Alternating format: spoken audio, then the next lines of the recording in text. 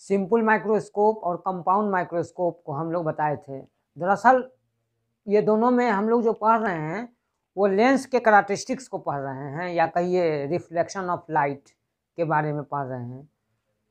तो वहाँ दो इंस्ट्रूमेंट के बारे में आपको बताए थे कि सिंपल माइक्रोस्कोप, तो सिंपल माइक्रोस्कोप नाम है, लेकिन दरअसल वो मैग्नीफाइंग ग्लास है जो मैग्नीफाई, और इसमें हमने उसमें ये बताया था कि जिसका पावर लो, जिसका फोकस लो होगा उसमें मैग्नीफाई माने फैलाने की शक्ति ज़्यादा होगी। और ये भी हम बताए थे कि उसके पैरेलल लेंस के पैरेलल अगर हम रख दें दूसरा लेंस को तो उससे ये फायदा होता है कि फोकस तो घट जाता है लेकिन पावर बढ़ जाता है। तो उसी प्रिंसिपल पर यह टेलीस्कोप भी आधारित है। लेकिन अब कंपाउंड माइक्रोस्कोप में आप देखे थे कि जो उसमें हम लोग ने मैग्नीफिकेशन का नहीं निकाला था कुछ, तो उसमें हम थोड़ा सा मैग्नीफिकेशन आप लोग को बता देंगे कंपाउंड माइक्रोस्कोप का, उसके बाद थोड़ा सा टेलीस्कोप का बता देंगे। जैसे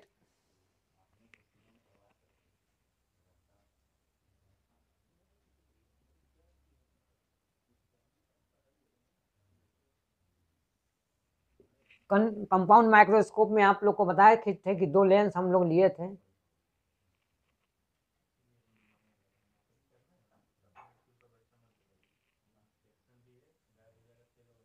ये चूंकि ऑब्जेक्ट की ओर होगा, ये लेंस जो है सो ऑब्जेक्ट है, इधर इधर ऑब्जेक्ट रखा जाता है और इधर आई है, आंख है, ऑब्जर्वर है। तो इसीलिए इसको जो कहा जाता है ऑब्जेक्टिव लेंस कहा जाता है, ऑब्जेक्टिव लेंस, और इसको कहा गया आई लेंस। इसका रोल क्या है, इसका जो हम लोग लेंगे ये फोकस के अंदर नहीं होना चाहिए, क्योंकि फोकस के अंदर लीजिएगा तो इमेजिनरी इमेज में रहते। इससे हमेशा ये ऑब्जेक्टिव से जो फॉर्मेशन होना चाहिए इमेज का, वो कैसा होना चाहिए, the formation of image should be, होना चाहिए, should B vertical, should be real and inverted, inverted और मैग्नीफाइड होना चाहिए, फाइड। यानी ये ऑब्जेक्टिव लेंस जो है ऑब्जेक्ट को मैग्नीफाइड करे लेकिन वो रियल रहे और इन्वर्टेड रहे। तो ये तो हो गया।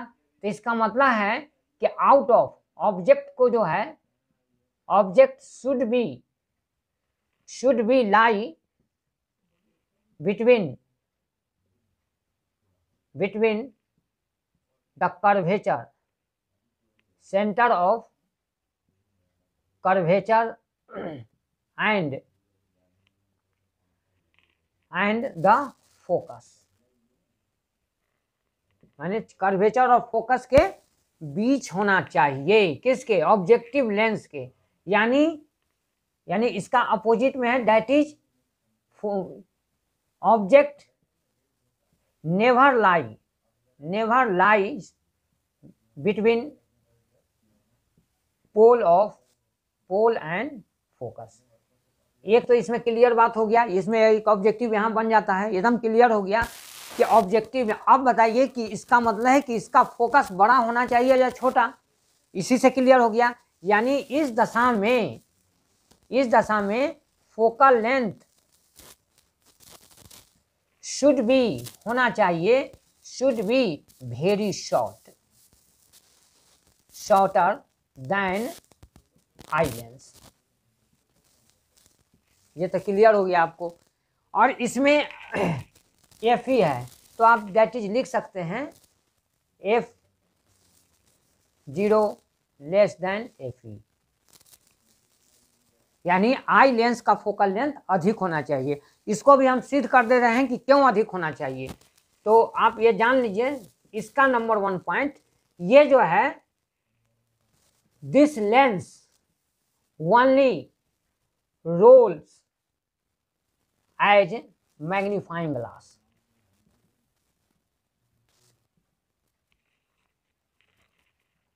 ग्लास, यानी ये मैग्नीफाइंग ग्लास जैसा काम करता है। अब इसका ये तो हो गया कि आपको किया, और ये सिर्फ मैग्नीफाई करता है यानी बड़ा करता है। तो ये बड़ा करता है तो इसका मतलब है कि ये जो है image formed by the objective lens should be होना चाहिए, should be lies between focus and pole of the eye lens. ये एकदम क्लियर हो गया कि आई लेंस के फोकस के बीच में लाई करना चाहिए, तभी मैग्नीफाई होगा। तो इससे ये एक तीसरा पॉइंट स्पष्ट हो गया कि फाइनल इमेज इज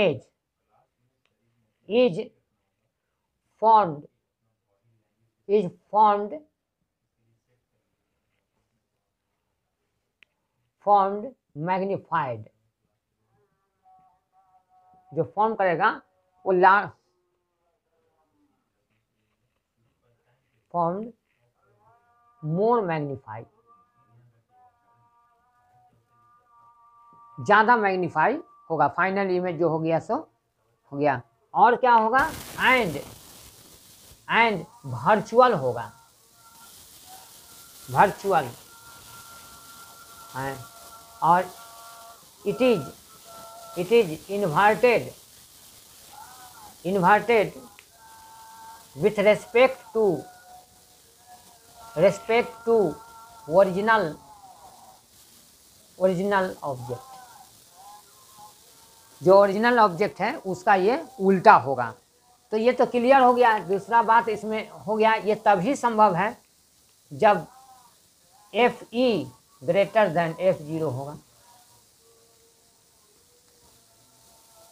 तो इसका मैग्निफिकेशन, इसका फोकस अधिक होना चाहिए। काहे अधिक होना चाहिए? क्योंकि ये हमको फोकस और पोल के बीच में इमेज को लाइन कराना है। तो इतने करैक्टरिस्टिक्स थे इसके कंपाउंड माइक्रोस्कोप पर, जिस पर आपको क्वेश्चन पूछ सकता है, ऑब्जेक्टिव पूछ सकता है। आप इसी पॉइंट से ऑब्जेक्टिव को बना सकते हैं। अब इसमें आता है मैग्नीफाइंग, कि फाइनल इमेज जो है मैग्नीफाई कैसे हुआ। तो आप देखिए कि फाइनल इमेज को मैग्नीफाई करने में इन सभी का रोल है। किन सभी का? इनका सबका रोल है। तो पहले तो हम लोग रे डायग्राम देख लें। जब रे डायग्राम देख लेंगे तब जाके हमारा मैग्निफिकेशन का ये होगा। जैसे इसका रे डायग्राम है, कंपटीशन में तो रे डायग्राम आएगा नहीं, लेकिन हमको बताना है इसलिए कि मैग्निफिकेशन पर क्वेश्चन पूछेगा, तो उससे आपको क्लियर कॉन्सेप्ट हो जाएगा।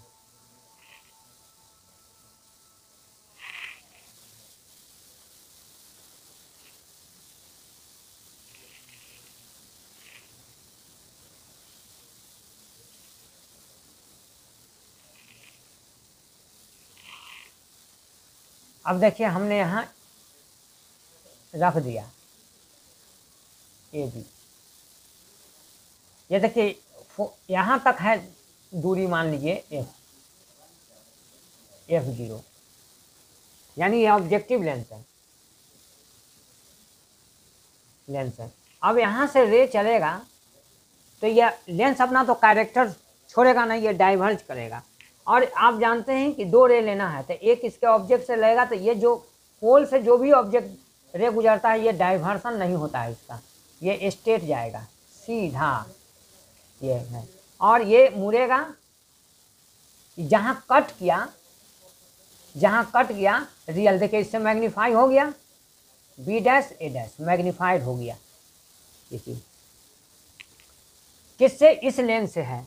अब देखिए कि इसको इसके फोकस में पढ़ना है, तो ये यदि मान लीजिए यहाँ तक, यानी ये डिस्टेंस FE होना चाहिए, इसके बीच में पड़ेगा, तब ये मैग्नीफाइड होगा। दूसरे रूप से देखिए इतने के बीच में पड़ेगा तो ये मैग्नीफाइड हो। एक तो रे यहाँ से जाएगा, ये तो एकदम तय बात है, ये जाएगा। अब इसको आप जहाँ ले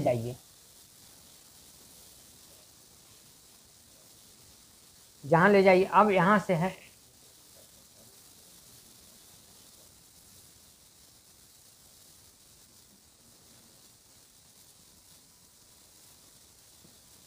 फिर मान लीजिए तीसरा भी हम दिखा दे रहे हैं आपको, लेकिन तीसरे की आवश्यकता नहीं है। अब यहाँ पर आँख है, तो ये तो आपको नज़र नहीं आया, ये मैग्नीफाई है। देखिए सिंपल माइक्रोस्कोप जैसा काम कर दिया। तो ये फाइनल इमेज देखिए बन गया। और ये इमेज जो बनता है ये लीस्ट डिस्टेंस के लिए, इसको ये 25 सेंटीमीटर होता है। ये आप लोग जानते भी हैं, क्योंकि हमको वो उतना जानना नहीं है, आपको खाली बताना है। देखिए रे डायग्राम बन गया। तो हमको ये दिखाना है कि ये देखिए ये जो डिस्टेंस हो गया O1 इसको मानिए, इसको O2 मानिए, तो ये डिस्टेंस हो गया BO1, इसको हम लोग कहते हैं U0, यानी अब जैसे ऐसा है तो इसको हम नेगेटिव टारगेट करते हैं। अब देखिए ये जो यहाँ तक बना यानी O1B' ये हो गया V0, चूँकि इसके ओरिजिन से ये पॉजिटिव में चला गया। इसको देखिए O2B' ये UE हो गया, ये नेगेटिव। आइए देख लीजिए U2B', ये आपका हो गया VE, ये भी नेगेटिव हुआ, जिसको हम लोग -D कहते हैं। अब यहाँ हमको बताने का ये नहीं मकसद है, मेन बताने का ये मकसद है कि अगर कह दिया आपको कि UE अगर इमेज डिस्टेंस ऑब्जेक्ट डिस्टेंस है किस में, आई लेंस के लिए, और FE फोकल लेंथ है, तो इसमें से कौन सही है, इसमें से कौन सही है। मान लीजिए ये क्वेश्चन पूछ दिया और ऐसे चॉइस दे दिया FE greater than UE, FE less than UE, C FE UE और D नन ऑफ दी। तो आंसर तो ये होगा, इसको छोटा होना चाहिए, ये होना चाहिए, यानी ये UE को छोटा होना चाहिए। देखिए UE छोटा है ना, तब तो ऐसा क्वेश्चन पूछ देगा। तो जब इसकी पॉकेट की अंदर की जानकारी आपको नहीं रहेगी तो हम इस आंसर का जवाब दे सकते हैं, इस प्रश्न का जवाब दे सकते हैं? कभी नहीं दे सकते हैं जवाब। यानी आपके ब्रेन में ये छाप होनी चाहिए। अगर ये कंपाउंड माइक्रोस्कोप है, चूँकि आपके सिलेबस में ये डाला गया है, तो इसको होना चाहिए। तो हम लोग सोचते हैं कि जो परीक्षा में क्वेश्चन पूछा जाता है रेड डायग्राम, वो नहीं, ये देख लीजिए कि ये ऑब्जेक्ट का पोजीशन आपको हम पहले हम लिख दिए हैं पॉइंट वाइज। जो स्टूडेंट्स उस पॉइंट को पढ़ लेगा तो उसको ऑटोमेटिक क्लियर हो जाएगा सब चीज़। तो इससे आपको क्लियर हो गया। इसमें देख लीजिए, इसमें U0 को F0 से ग्रेटर होना चाहिए।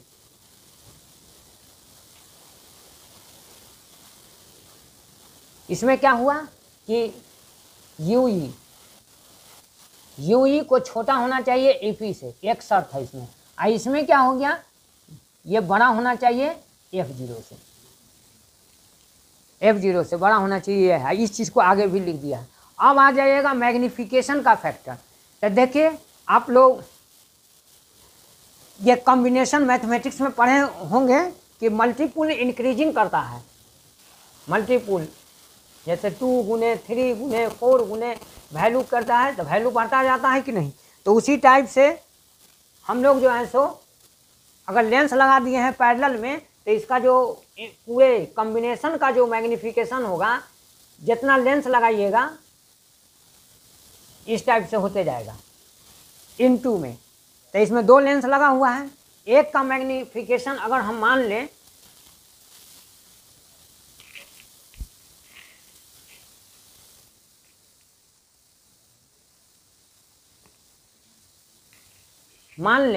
लेट कर लें कि M0 जो है मैग्नीफिकेशन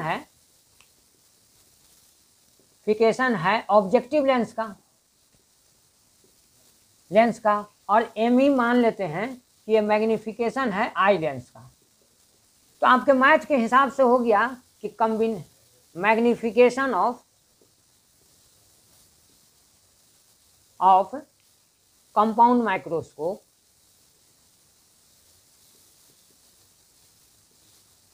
माइक्रोस्कोप ये आपका हो गया M = M0 × ME। बहुत सिंपल चीज़ है।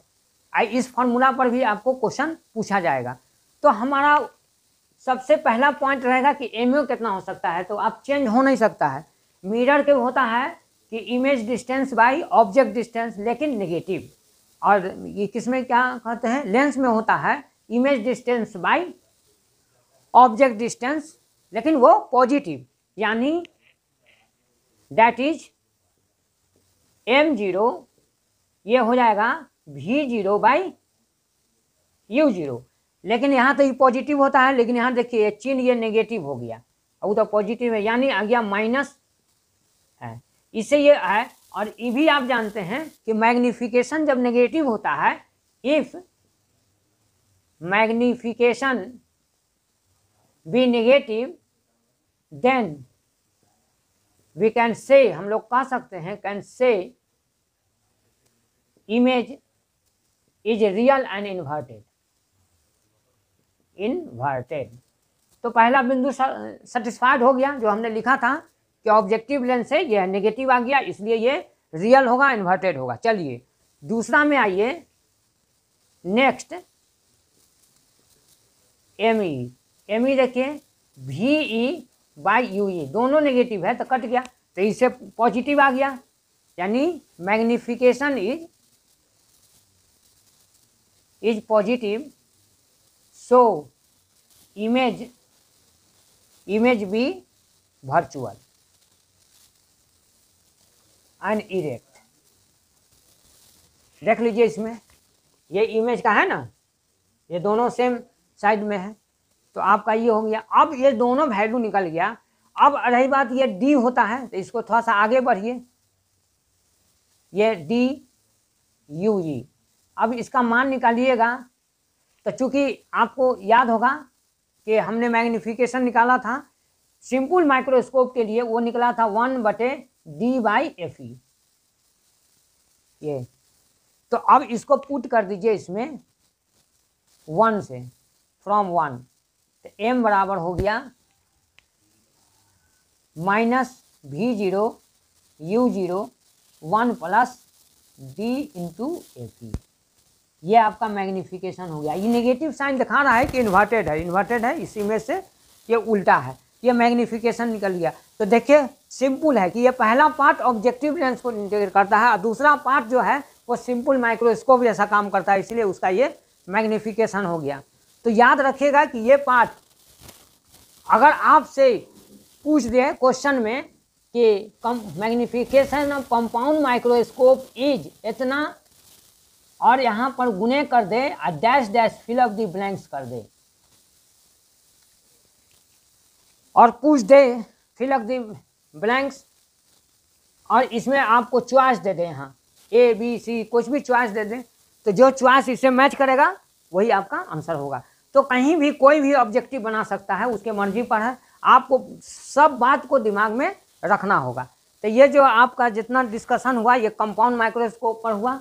अब इसमें जो है आप लोग न्यूमेरिकल बनाइए, इस पर आधारित होगा, जो क्वेश्चन न्यूमेरिकल वो पूछेगा, ये थ्योरेटिकल पार्ट है।